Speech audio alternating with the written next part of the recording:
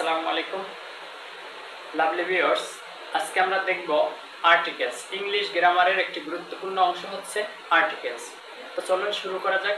দেখতে থাকুন এবং উপভোগ করতে থাকুন।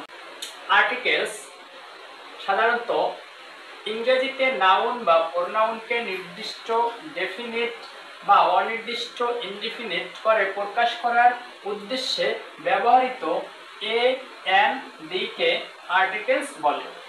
সংক্ষেপে এ এন দিকে আর্টিকেলস বলা হয়। আর্টিকেলস দুই প্রকার, যথা ইনডিফিনিট আর্টিকেলস এবং ডেফিনিট আর্টিকেলস।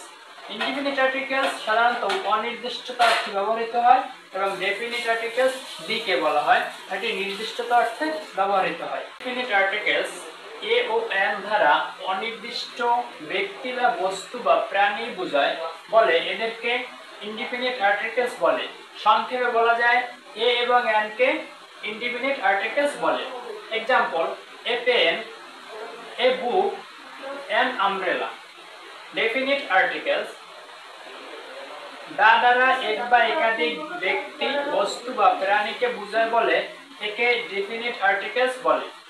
সংক্ষেপে বলা যায় দিকে ডেফিনিট আর্টিকেলস বলা হয়। Example: the girl, the boy, অর্থাৎ নির্দিষ্ট করে কোনো কিছুকে বোঝানো হচ্ছে ডেফিনিট আর্টিকেল। এ এন অনির্দিষ্ট একটি বা একজন অর্থে ব্যবহৃত হয়। কোনো সেন্টেন্সের শূন্যস্থানের পরের উচ্চারণ যদি সরওয়া, সরেয়া, এ, প্রথম অক্ষর বাংলা উচ্চারণ যদি সরওয়া, সরেয়া, এ হয় তাহলে এন বসে। এক্সাম্পল দিলে আপনি ক্লিয়ার হবেন। দেখেন, mister Karna is dash honest man. এই যে সরওয়া, সরওয়া উচ্চারণ হয়েছে, এজন্য কি হবে? আবার খেয়াল করেন, কোন শূন্যস্থানের পরে যদি শব্দ উচ্চারণ সরওয়া, সরেয়া, এ হয় তাহলে এন ব্যবহৃত হয়। এন ব্যবহৃত হয়। তারপর হচ্ছে Katrina Kaif is dash MBBS. এই দেখেন, এই যে এ উচ্চারণ হয়েছে, এই যে এ, তখন কি হবে? এন ব্যবহৃত হবে। আমি আবার বলছি, কোন শূন্যস্থানের পরে শব্দ যদি উচ্চারণ এমন হয়, বাংলা উচ্চারণ সরওয়া, সরেয়া, এ, তাহলে এন ব্যবহৃত হয়। এ কোন শূন্যস্থানের পরে শব্দ যখন উচ্চারণ সরওয়া, সরেয়া, এ ব্যতীত হবে তখন এ বসে। আমি আবার বলছি, সরওয়া, সরেয়া, এ ব্যতীত যখন উচ্চারণ হবে তখন এ ব্যবহৃত হবে। এক্সাম্পল দিলে ক্লিয়ার হবেন। যেমন, cricket is dash popular game.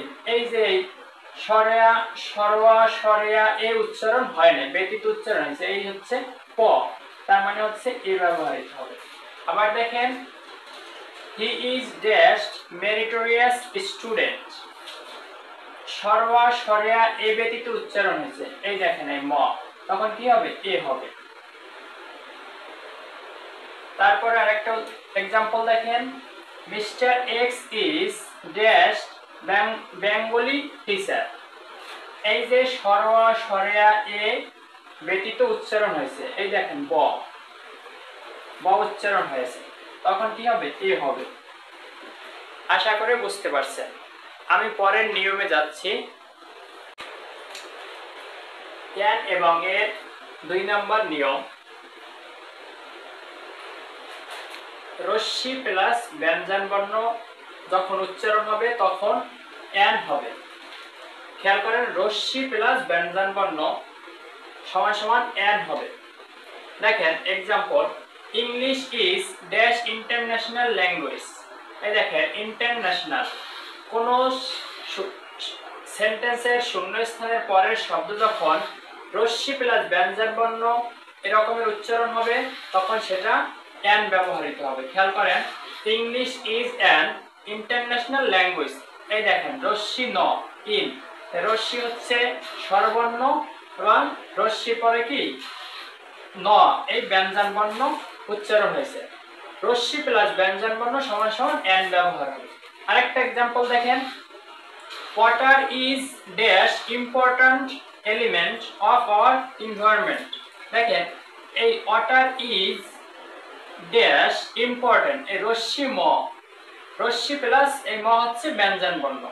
তাহলে আমরা দেখতে পেলাম কি যদি কোনো সেন্টেন্সের শূন্যস্থানের পরের শব্দ রশ্মি প্লাস ব্যঞ্জন বর্ণ উচ্চারণ হয় তখন সেখানে কি হবে, এন ব্যবহৃত হবে। এরকমের হাজার হাজার যত উদাহরণ আসবে, যত সেন্টেন্স আসবে, সব এই এক নিয়ম দ্বারা সিদ্ধ হবে। নাম্বার 2, এ এর 2 নাম্বার ব্যবহার, রশ্মি প্লাস স্বরবর্ণ সমান সমান এ। খেয়াল করেন, রশ্মি প্লাস স্বরবর্ণ সমান সমান এ। যে एग्जांपल দেখলে আরো ক্লিয়ার হবে। মিস্টার আলু ইজ ড্যাশ ইউরোপিয়ান।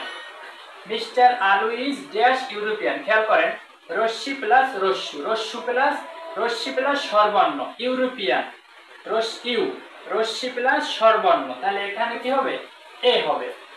আবার দেখেন, Rashmika Mandanna is dash university student. Rashmika Mandanna is dash university. এই দেখেন ইউনিভার্সিটি এর ইউ, রশ্মি প্লাস স্বরবর্ণ, তখন কি হবে, এ হবে। টোটাল কথা হচ্ছে রশ্মি প্লাস, আমি আবার বলছি, স্বরওয়া স্বরেয়া এ ব্যতীত উচ্চারণ হলে এ হবে, এবং রশ্মি প্লাস স্বরবর্ণ এরকমের কোন উচ্চারণ হলে তখন কি হবে, এ হবে।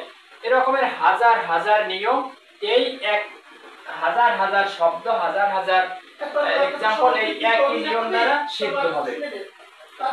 এবং স্বরওয়া স্বরেয়া এ উচ্চারণ বাংলা হলে তখন এন হবে, আর রশ্মি প্লাস ব্যঞ্জন বর্ণ এরকমের যদি উচ্চারণ হয় তখন তার উচ্চারণ ই হবে এন।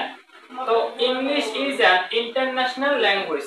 আশা করি এ এবং এন এর ব্যবহার এই দুইটা দিয়েই সম্পূর্ণ শেষ। আশা করি আপনার আর্টিকেলস আর কখনো ভুল হবে না, কারণ এই দুই নিয়মেই যত নিয়ম আছে, এ এবং এন এর যত ব্যবহার আছে সব এই দুই নিয়মেই শেষ। বিবর্তন একাডেমির সাথে থাকুন এবং নিয়মিত আপডেট পেতে, নিয়মিত অনুসরণ করার জন্য সাবস্ক্রাইব করে পাশে থাকুন। আসসালামু আলাইকুম।